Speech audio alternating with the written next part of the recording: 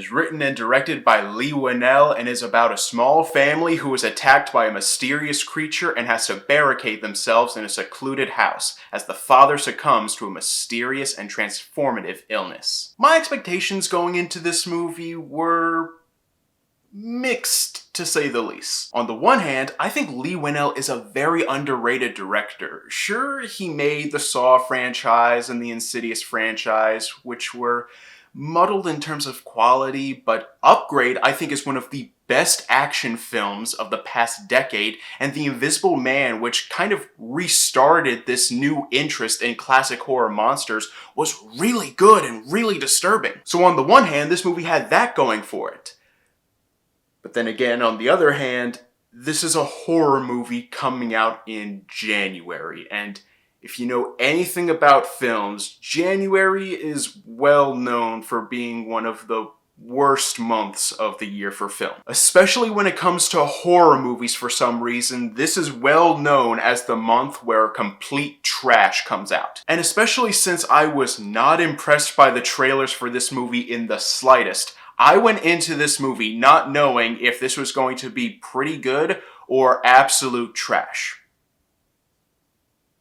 This movie's pretty good. Yeah, I can't lie, I was really surprised by the overall quality of this film. Let's start with honestly the best and, for me, the most surprising part about this film: the character work and the script. As a writer, and especially as a filmmaker, you want to follow the rule of show, don't tell, which for a lot of people can be very hard. But this movie not only pulls it off, but pulls it off with seemingly no sweat. In the first 5 minutes of seeing a son and father duo, you almost instantly understand their relationship with each other, and it's done so with relatively no exposition. It's all told in the set design, the way they act towards each other, and the dialogue that's used whenever the father's talking to his son. That kind of fantastic character work is written into the entire script, and it almost carried the film. And it really helps us as the audience care so much about every single character, even though not much is told to us about every single character. You understand who they are and how they relate to each other just in how they act. I know for a lot of people this is basic screenwriting 101, but it honestly really surprised me in terms of the quality of it all. Another thing that truly impressed me: the sound design, the sound mixing, and the music.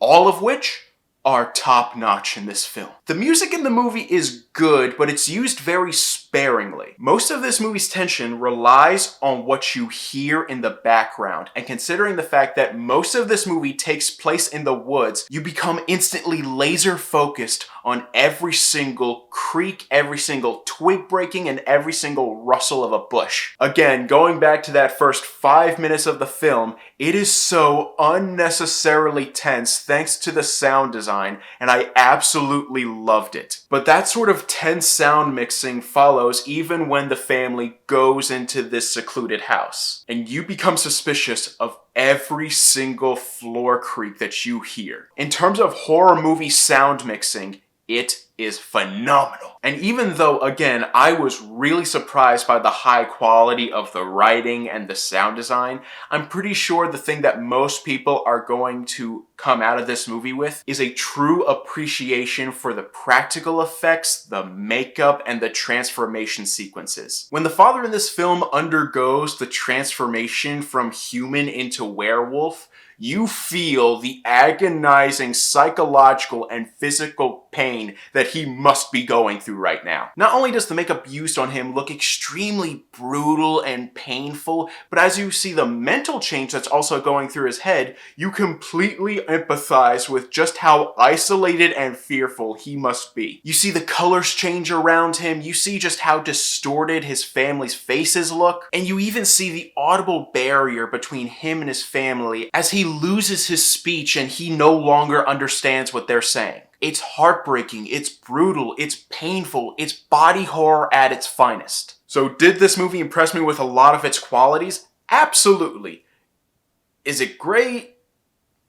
I wouldn't go that far. There are a couple weird things that I really took issue with, one of which being what felt like the lack of chemistry between the family. Maybe not so much the parents with the daughter, because they're actually pretty good. I mean the parents themselves. I understand that as a couple, these characters are kind of on the outs with each other, but at the same time, there's a way you can convey that while also conveying the true loving history that these two characters had with one another. And I didn't really feel that. There's a couple scenes where they're talking about the state of their marriage, and even though, again, the writing is really carrying a lot of that history, I don't feel like the acting is pulling its weight, though. I don't know whether that's the fault of the acting or the directing, but it's just something that I noticed, and I'm sure other people will as well. This movie is also weirdly dark and dimly lit. I understand that it's nighttime and you want to convey the isolation of the woods and pitch black darkness, but again, there's a way you can do that while also not filming a scene that looks like it's being filmed in pitch black with only a speck of red, which is supposed to be one of the character shirts. This happens a lot during the final 2 acts of the film, and it really got on my nerves. What makes those sequences even worse is just how slow this movie can be at times. And by slow, I don't just mean the pacing, I mean how the characters move in a scene. I understand this is meant to build tension, but after what feels like 3 minutes of a character just walking up a flight of stairs, all tension kind of dissipates and it just kind of becomes boring as you're waiting for the eventual reveal. So yeah, while I have issues with some of the chemistry, some of the cinematography, and some of the pacing overall, this movie still is way better than it has any right to be. It could have coasted alone on its amazing practical effects and makeup, but adding along with that some surprisingly great writing and sound design, and it creates a really high quality film. I'm gonna give Wolfman a B. Well guys, thank you so much for watching, and let me know in the comments down below, now that we've had 2 successful modern day revamps of 2 classic horror monsters, that being the Invisible Man and now the Wolfman, what horror movie monster do you want next? Because honestly, I think a modern day reimagining of Dracula could be spectacular. Thank you guys so much for watching, you guys are the best, and don't forget to click subscribe and click that bell icon down below to stay up to date on all things movie, all things TV, all things nerd.